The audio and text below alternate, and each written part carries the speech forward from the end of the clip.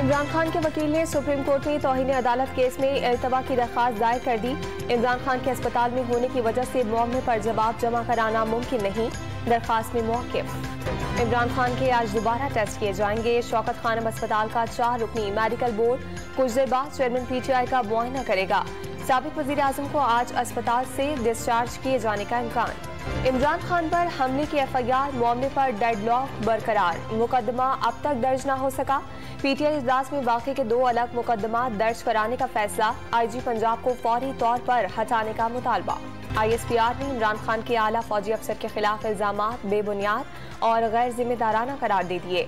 पाक फौज का एक इंतहाई मौसर अंदरूनी एहतसाबी निज़ाम है जो वर्दी पहने हुए तमाम एहलकारों पर लागू होता है। ISPR का एलामिया, हुकूमत से मामले की तहकीकात की दरख्वास्त। पहले से मालूम था हमला करा के मजहब कार्ड का इस्तेमाल किया जाएगा। लॉन्ग मार्च से डरकर 3 लोगों ने बंद कमरे में कत्ल का मंसूबा बनाया। ये किसी जुनूनी का काम नहीं, पूरा मंसूबा था और ये प्लान कहीं और बना। इमरान खान का दावा, ठीक होते ही मार्च की कॉल देने का ऐलान। इमरान खान को 4 गोलियां लगी और ना ही वजीराबाद में कोई दूसरा हमलावर था।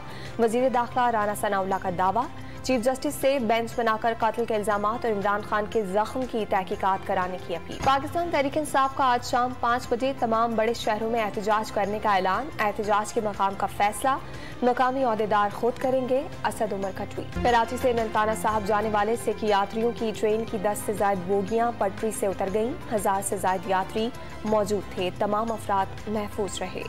पेशावर में मौसम सरमा की पहली बारिश, सड़कों पर पानी जमा, स्वात में भी बादल बरस पड़े।